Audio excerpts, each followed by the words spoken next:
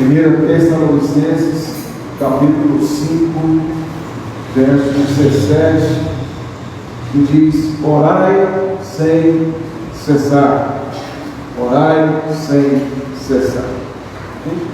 Quando a gente olha para essa primeira carta de Paulo aos Tessalonicenses, tem a primeira e tem a segunda carta que ele escreveu a esta igreja de Tessalônica, nós precisamos lembrar um pouco de alguns fatos importantes que envolveram a fundação desta igreja.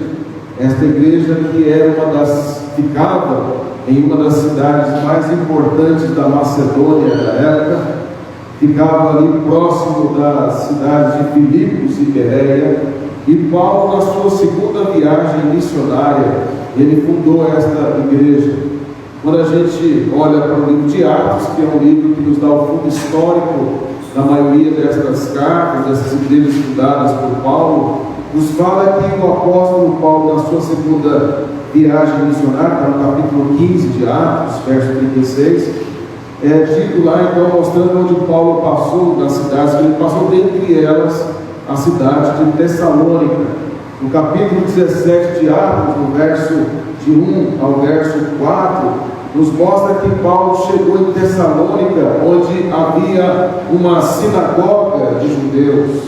E ele, diz o texto lá, Atos 17, 1 a 4, diz que, como de costume, ou seja, ele sempre fazia isso, procurava ir até a sinagoga, como judeu que era, conhecedor da lei, como era, dos costumes judaicos, alguém que tinha sido fariseu antes de ser alcançado pelo Evangelho, ele ia até a sinagoga para poder então ensinar ali, expor. O texto fala em Atos alguns detalhes interessantes, que por 3 sábados Paulo esteve na sinagoga em Tessalônica, arrazoou com eles acerca da Escritura, ou seja, ele debateu com eles, ele expôs as Escrituras para aqueles judeus que conheciam, judeus que estavam na sinagoga.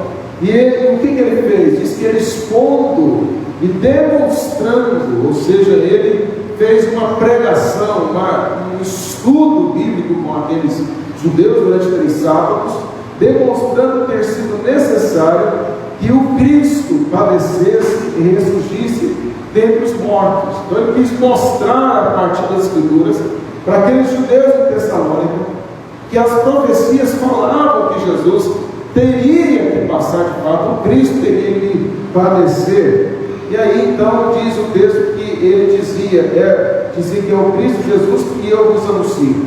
E aí o texto lá em Atos diz que alguns deles, daqueles que ouviram na sinagoga, foram persuadidos, unidos a Paulo e Silas, bem como numerosa multidão de gregos piedosos e muitas distintas mulheres. O que eu quero destacar aqui é que esta igreja começa com Paulo, primeiramente aos judeus, levando o Evangelho à sinagoga, mostrando a eles pela Escritura que Jesus é o Cristo. E alguns deles converteram, aqueles que Deus quis alcançar com o Evangelho. Mas o alcance maior foi entre os gentios. Paulo alcançou mais gentios em Tessalônica. Então o texto fala que uma numerosa multidão de gregos e piedosos, ou seja, religiosos, e muitas mulheres ali distintas da Tessalônica, cidade extremamente importante naqueles dias, ou seja, eram mulheres da alta sociedade, pessoas de destaque na sociedade, creram no Evangelho, fizeram parte. Então a igreja começou a se formar a partir dessa segunda viagem de Paulo. Agora, há um outro detalhe também que chama a atenção, no capítulo 17 de Atos, no verso 6, que diz que eles, o comentário é que Paulo e Silas são aqueles que transformavam o mundo. Foi em Tessalônica que houve esta colocação, e uma colocação maravilhosa dos opositores. Imagine só, você sendo instrumento de pregar o Evangelho na cidade, pessoas sendo convertidas, alcançadas pelo Evangelho, e aí então alguém lá que quer se opor a você e quer perseguir você por pregar o Evangelho, diz que você faz parte daqueles que tem transformado, tem transtornado, tem, do ponto de vista do ímpio, bagunçado o mundo, mexido com as estruturas do mundo, com a pregação do Evangelho. Que Deus tenha um dia o propósito, se assim for da vontade dele, que o nosso país seja transtornado pela pregação do Evangelho. E aí nós vemos que a igreja de Tessalônica, voltando à carta agora, Eu quis apenas mostrar um contexto rápido, histórico aqui, da fundação desta igreja de Tessalônica, mostrando que ela está ligada diretamente ao apóstolo Paulo, nesta sua experiência. Mas quando a gente olha para a carta, a primeira carta, nós vemos que era uma igreja muito virtuosa. O capítulo 1, verso 3, um texto muito pregado, onde Paulo fala, recordando-nos diante do nosso Deus e Pai, da operosidade da vossa fé, da abnegação do vosso amor e da firmeza da vossa esperança em nosso Senhor Jesus Cristo. Então aqui ele fala da postura daquela igreja, uma igreja operosa, uma igreja abnegada, uma igreja firme na esperança redentora em Cristo, capítulo 1, verso 3. No capítulo 1, verso 9 a 10, Paulo também fala desta igreja elogiando eles. Capítulo 1, verso 9 e 10. Pois eles mesmos, no tocante a nós, proclamam que repercussão teve o nosso ingresso no vosso meio. Paulo está falando aqui da sua ida a Tessalônica, que eu citei lá em Atos. Ele fala, a repercussão disso foi algo extraordinário. E como vocês deixaram os ídolos, então ele está referindo-se aos gentios que eu falei antes, que haviam sido alcançados pelo Evangelho, deixando os ídolos e vos convertestes a Deus para servirdes ao Deus vivo e verdadeiro e para aguardar do céu seu Filho, a quem ele ressuscitou dentre os mortos, Jesus, que nos livra da ira vindoura. Observe aí que Paulo fala que aqueles irmãos haviam deixado, no meio da conversão deles, ídolos que eles adoravam, e não só eles deixaram esses ídolos, mas eles serviam agora ao Deus vivo. Eles tinham consciência que aqueles ídolos eram ídolos mortos, não existiam, era a imaginação dos homens, e eles abraçaram a fé em um Deus vivo. E o texto fala que não só isso, mas eles também aguardavam o céu a volta de Cristo. Não era uma igreja muito esperançosa, muito convicta, muito firme, muito bem estruturada, que Paulo está tratando aqui desta igreja. Eu posso destacar algumas razões principais que Paulo foi levado a escrever esta carta. Eu vou só citar, você observa aí. No capítulo 2, verso 14, Paulo fala de um problema de perseguição que aqueles irmãos estavam enfrentando. E então Paulo está falando sobre eles passarem por essas dificuldades. Paulo mesmo, quando passou por Tessalônica, vinha de um caminho de perseguição. Então aqueles irmãos convertidos estavam passando também por perseguições. No capítulo 3, verso 3 a 5, Paulo vai encorajá-los a viver uma vida santa.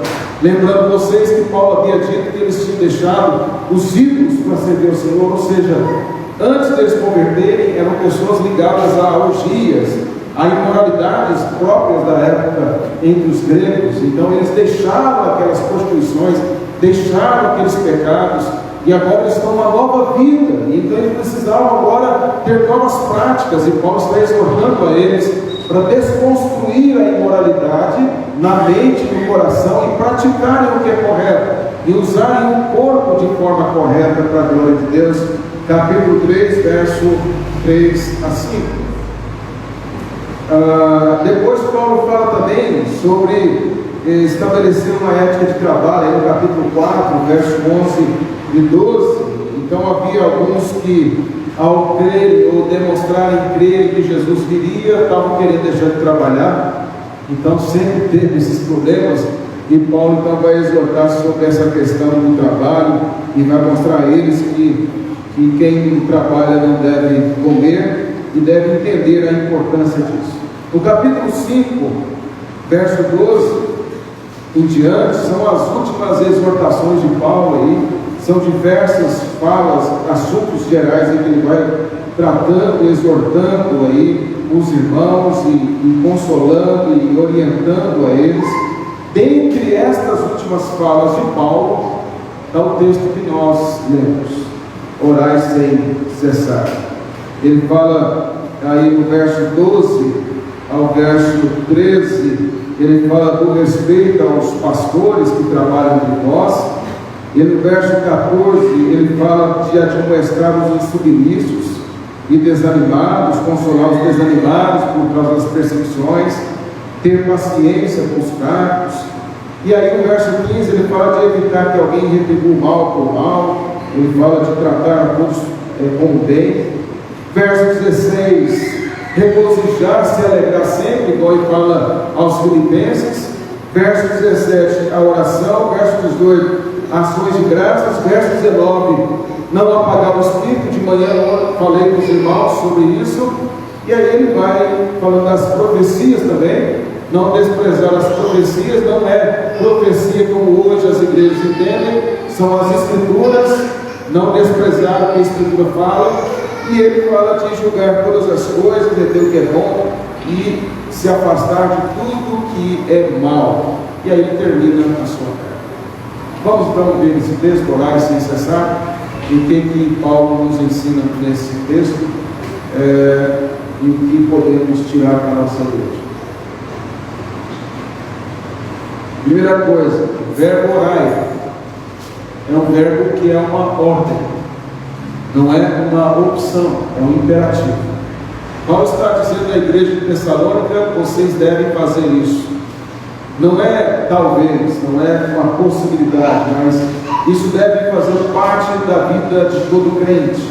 Então o apóstolo Paulo está mostrando aqui a nós algo que pode parecer óbvio, e é óbvio mesmo. Mas a obviedade só é óbvio para quem tem olhos bem treinados. Então nem tudo que é tão óbvio as pessoas entendem tão claramente. Orar aqui é uma ordem e é uma prática do cristão, todos nós sabemos. Existem pessoas que têm um dom de intercessão. O dom de intercessão é uma realidade. Como também a Bíblia nos ensina e exorta que todo crente deve evangelizar. Todos nós temos que evangelizar, mas existem crentes que têm uma habilidade, um dom dado por Deus para evangelizar, tem uma maior facilidade, um empenho maior nessa questão. Todos nós devemos ser contribuintes, generosos com a igreja, com o reino de Deus, mas há pessoas que têm um dom de generosidade. Então o que eu quero dizer com isso, apenas exemplificando, o que a Bíblia e Paulo nos ensina, principalmente nas suas cartas, é que embora orar, embora evangelizar, embora contribuir, e eu apenas 3 exemplos que estou dando, sejam obrigatórios a todo crente. Algumas pessoas têm dons nestas áreas, então elas obedecem e elas fazem isso com um maior desenvolvimento que outros. Então a questão aqui que eu quero destacar é que, primeiramente, o orar aqui não se trata de um dom, trata-se de uma obrigação de cada crente, trata-se de algo que eu devo obedecer, independentemente se eu tenho o dom da intercessão ou não. Não posso justificar a minha desobediência em orar diante do Senhor ao dizer que eu não tenho a mesma habilidade, eu não tenho um dom de intercessão que alguma pessoa que eu conheço na igreja que claramente tenha esse dom. O dom da intercessão da igreja, ele deve ser um instrumento usado pela liderança da igreja. A liderança tem que identificar as pessoas que têm esses dons e colocá-las à frente para incentivar as outras a orar corretamente. Mas não quer dizer que os outros devem se acomodar ao princípio de que há algumas outras pessoas que tomam a frente dessa questão.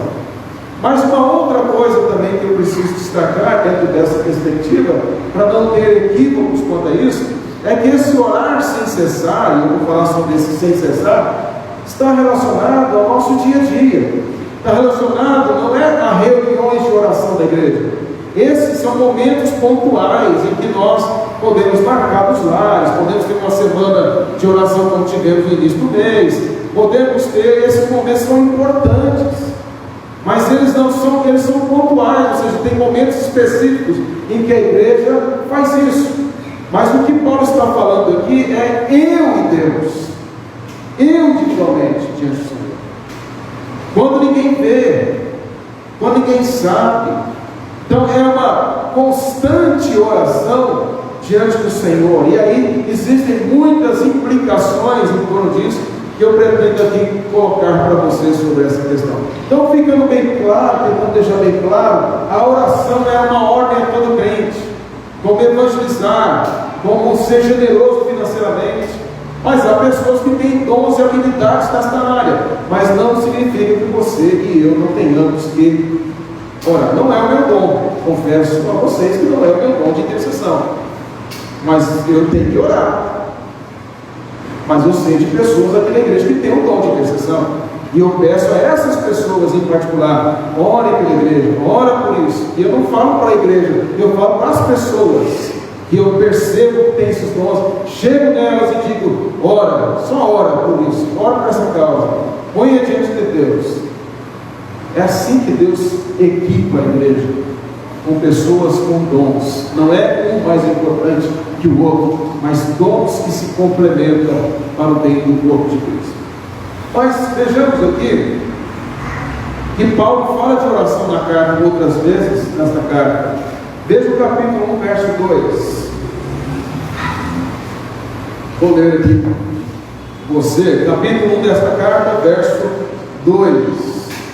Paulo diz assim: damos sempre graças a Deus por todos vós, mencionando-vos em nossas orações sem cessar. Veja, Paulo já tinha falado isso antes. Eu oro, nós oramos por vocês, eu, Silvano, Timóteo, nós oramos e temos orado por vocês sem cessar, dando graças a Deus pela vida de vocês, pela fé de vocês, pela operosidade da fé, pela abnegação, da firmeza, da esperança. Então nós estamos constantemente orando por vocês. Então, antes de Paulo cobrar da igreja, Paulo já havia dito que ele próprio, com os seus, estava orando pela igreja.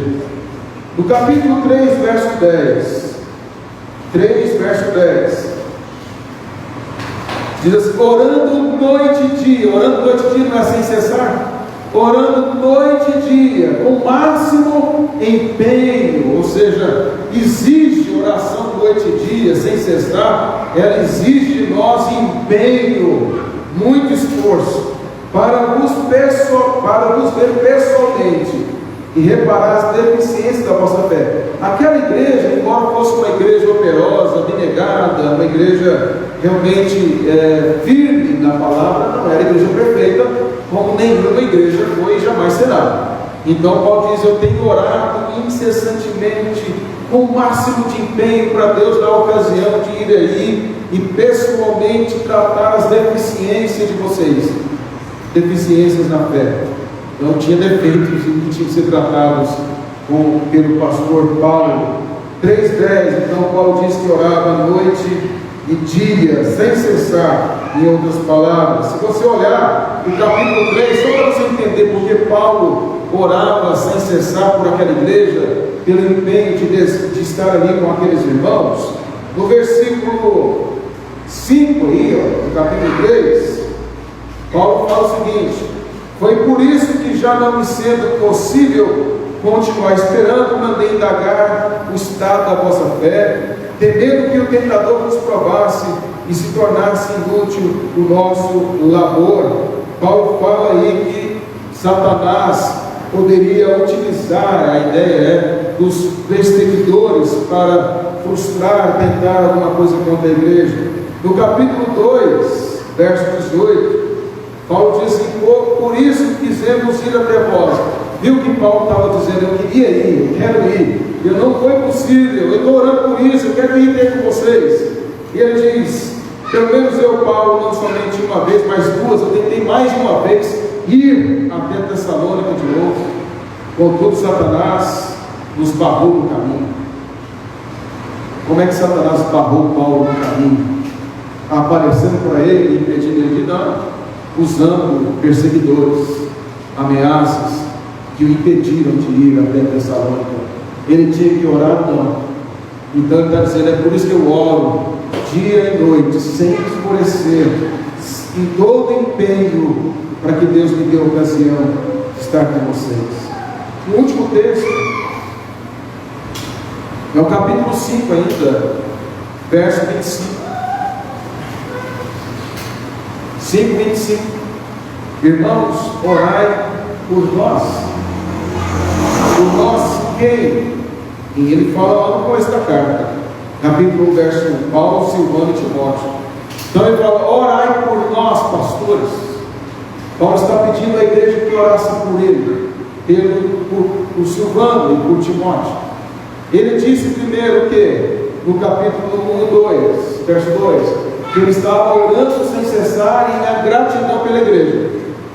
Depois ele falou sobre que ele estava orando, pedindo a Deus para ir estar com eles. E agora ele termina a carta dizendo, ore por nós. Então o texto que nós temos visto aqui, verso 17, orai sem cessar, está nesse contexto, onde Paulo fala bastante sobre a oração. Agora vamos tentar entender melhor isso. Eu vou só citar para não demorar. O apóstolo Paulo em outras cartas fala muito de oração. Ele falou muito sobre isso. Por exemplo, em Romanos ele falou o seguinte: regozijai-vos na esperança, sede pacientes na tribulação, na oração perseverante. Romanos 12, verso 12. Paulo diz aos romanos, aos irmãos em Roma, na oração sejam perseverantes, não é orar sem cessar. Ele falou também aos colossenses, perseverai na oração, vigiando com ações de graças. Colossenses 4:2. Veja, Paulo estava falando em outras palavras a mesma coisa. Orar sem cessar é perseverantes. Depois Paulo fala aos Efésios, com toda oração e súplica, orando em todo o tempo. Estou trazendo a ideia do sem cessar, perseverar, orar todo o tempo, dia e noite, lá em Efésios 6:18, com toda oração e súplica, orando todo o tempo no Espírito. E aqui é o contexto da batalha espiritual que Paulo fala em Efésios. O que esses textos todos falam?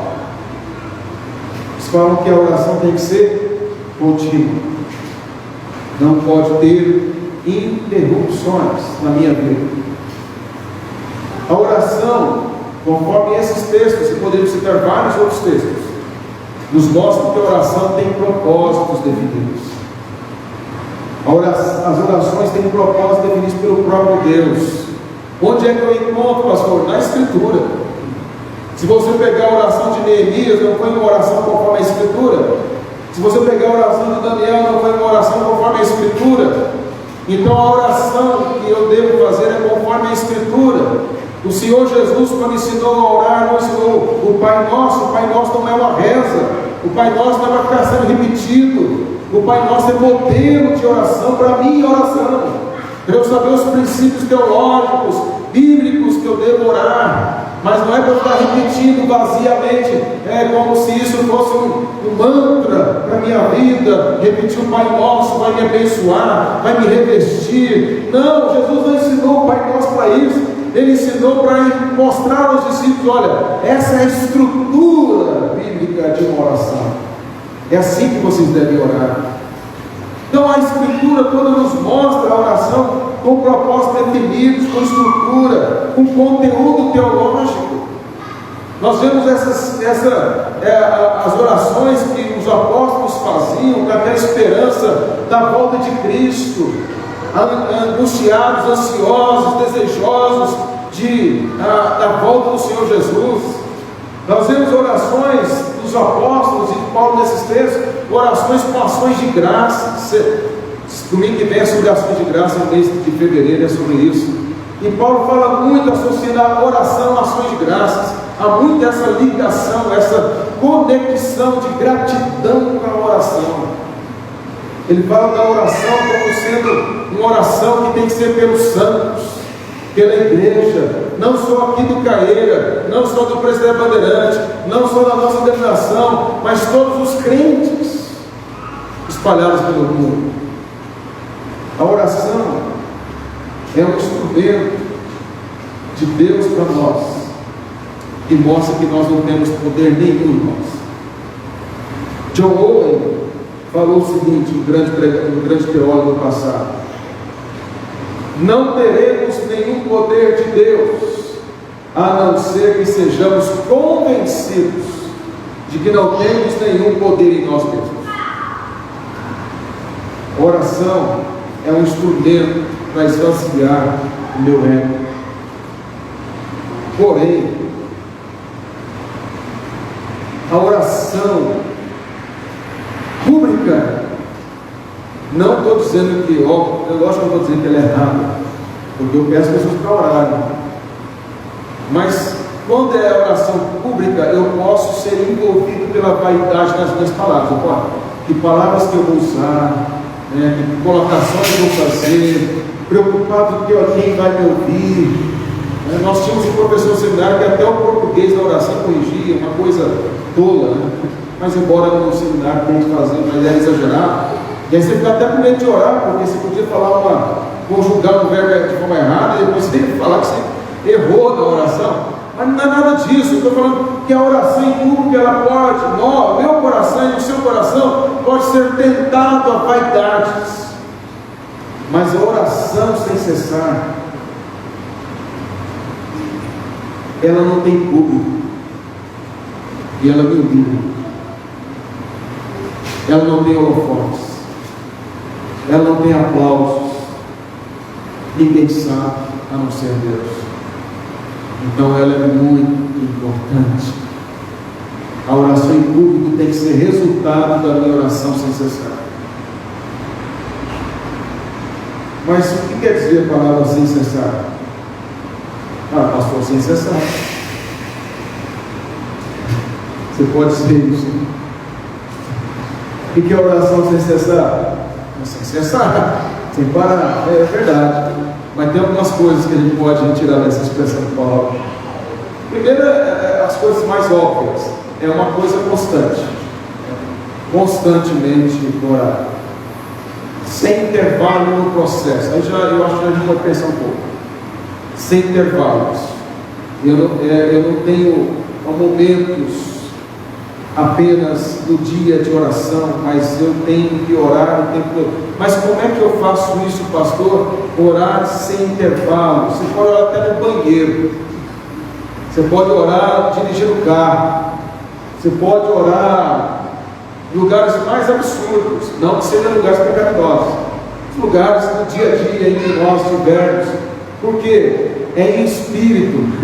Senhor, me ajuda a entender a tua palavra, me ajuda a obedecer. Você está lá no serviço, numa hora de aflição, de angústia, você vai para um canto lá, ou você mesmo, sem ir para o canto, você vai falar nada, mesmo diante da aflição ali, do estresse, da dificuldade, a pessoa está falando, está ali, você não tem como ir para lugar nenhum para orar, você não pode orar ali, você não pode levar os seus pensamentos ao Senhor e colocar: me ajuda a me controlar, me ajuda a pensar corretamente, Senhor, me dá sabedoria, me dá discernimento, me ajuda a tomar uma decisão, me ajuda, eu não tenho, são situações do dia a dia, ou seja, não há momento em que eu não possa orar no dia a dia. A qualquer momento, limpando uma casa, lavando umas louças, em qualquer lugar, lavando o quintal, caminhando, pedalando, brincando. São coisas que eu não preciso dizer a ninguém que eu estou orando, é eu e Deus. Então eu devo estar o tempo todo orando, mas a gente tem aquela ideia formal de que a oração que realmente importa é aquele momento em que eu vou para um lugar reservado, que é importantíssimo, é valioso. Jesus falou isso, que é importante, mas não é sempre que a gente tem esse momento para fazer isso, não é sempre que a gente tem condições de parar as coisas para fazer isso.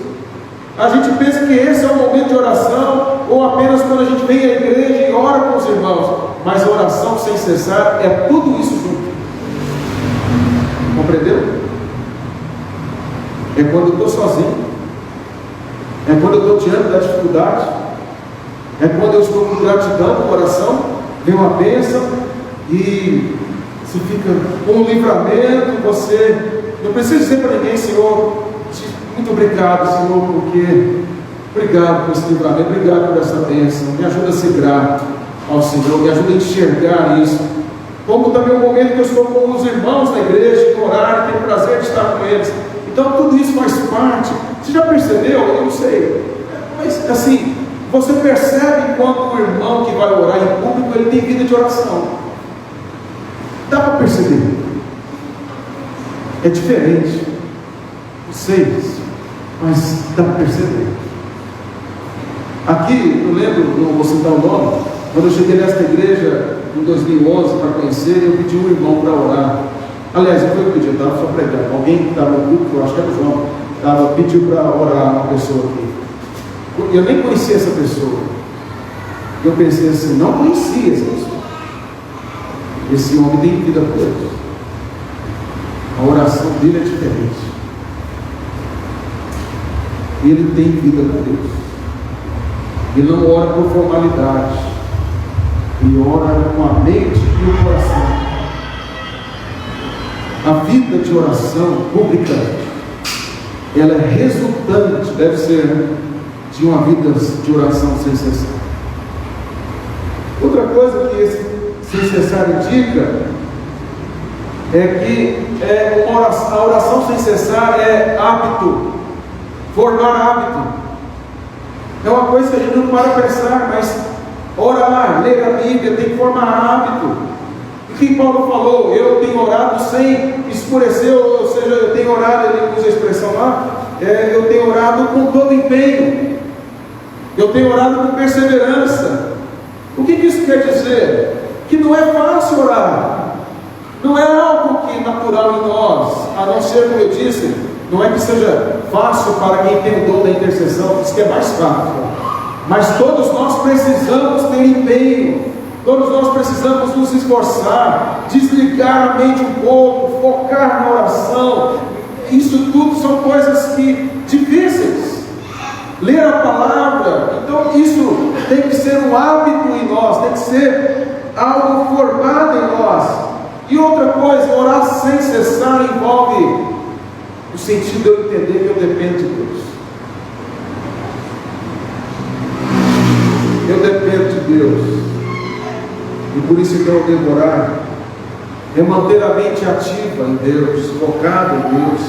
É aspirar por Deus mais do que por suas bênçãos. É desejar Deus e não suas bênçãos. É desejar comunhão maior com Ele. Mas a expressão sem cessar é como se fosse uma tosse contínua. No sentido, apenas para exemplificar. Mas aquela tosse que não para? Tosse, não para? Ou poderia ser usada como exemplo, a expressão que era usada na época é ataques militares constantes. Era usado esse termo para essas situações. Ou uma produção constante de frutos. Apenas para exemplificar, orar sem cessar é como um ataque militar sem cessar contra a minha carne, contra a minha vontade, contra o mundo e contra o diabo. Calvino dizia sobre oração algumas coisas que destaco. Calvino falou sobre oração bastante coisas. Ele fala que a oração é um benefício que Deus nos dá para penetrarmos as riquezas de Deus. Olha que coisa linda. A oração é um benefício que Deus nos dá de penetrarmos as suas riquezas. Ele dizia que por meio da oração, penetramos o verdadeiro templo do céu. Por meio da oração, nós entramos no Santo dos Santos. Por meio da oração, nós entramos pelo novo e vivo caminho. Por meio da oração, nós estamos na presença do Pai, por meio de Cristo, capacitados pelo Espírito. Calvino dizia que a oração deve ter como finalidade que o nosso coração seja inflamado pelo desejo de buscar e amar e honrar o Senhor. A oração deve consegue mover os nossos corações. A oração não muda os planos de Deus. A oração não muda o decreto de Deus. A oração muda o nosso coração e o coloca em conformidade com a vontade de Deus. Isso é fé. Oração,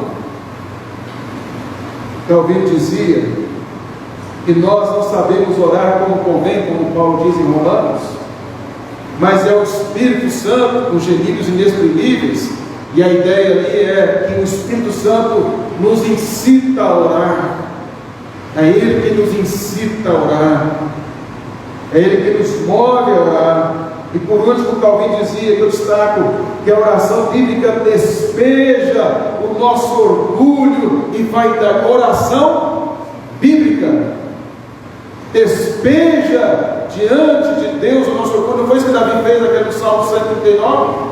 Senhor, o Senhor me sonda e me conhece. Não há para onde eu possa fugir. Não está contemplando a glória de Deus, não está meditando na soberania de Deus, mas Senhor, sonda o meu coração, vê se há em mim caminhos maus, guia-me pelo caminho da justiça. Senhor, eu estou me esvaziando do meu ego, estou esvaziando de mim mesmo diante do Senhor. E aí, irmãos, diante disso, o que nós podemos aplicar para nós, como igreja do Caído? A oração deve ser uma prática de todo crente, e deve ser uma prática em todo momento. Está na mesa do seu escritório, ora. Está acessando a internet, ora. Está conversando com as pessoas, ora. Está dirigindo, ora. Está tomando banho, ora. Está andando na rua, ora. Toda hora, ora. Mas isso você não tem que contar para ninguém. É você e ele. Ora, sem cessar, sem parar, sem deixar de atacar a nossa natureza diante de Deus. Não existe lugar santo para orar. Não é no monte aqui, Belinha. Não é aqui o lugar santo para orar. Não é alguma sede. Não é algum morro, Jerezinho. Não tem Monte Sião, não tem lugar nenhum santo para orar. Nós oramos sem cessar em qualquer lugar. Porque em qualquer lugar, de qualquer lugar, eu entro na presença dele. De qualquer lugar, eu entro no Santo dos Santos por meio de Cristo. Podem nos prender, colocar numa cadeia, como fazem com nossos irmãos em alguns lugares. Podem nos torturar, podem nos colocar em um quadradinho, mas não vai nos impedir de orar. Podem arrancar nossa língua, nós vamos continuar orando.